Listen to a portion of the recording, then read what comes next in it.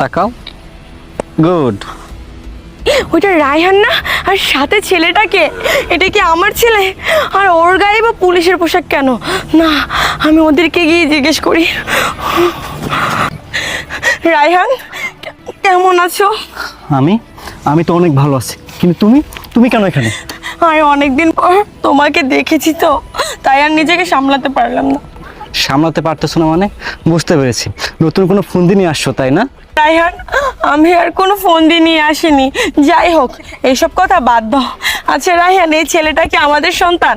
তোমার কথা ভুল হচ্ছে, এটা আমাদের সন্তান না, শুধুমাত্র আমার সন্তান। রায়হান, এমন কথা বলো না। আমি ভুল করেছি, আর সেটা আমি বুঝতেও পেরেছি।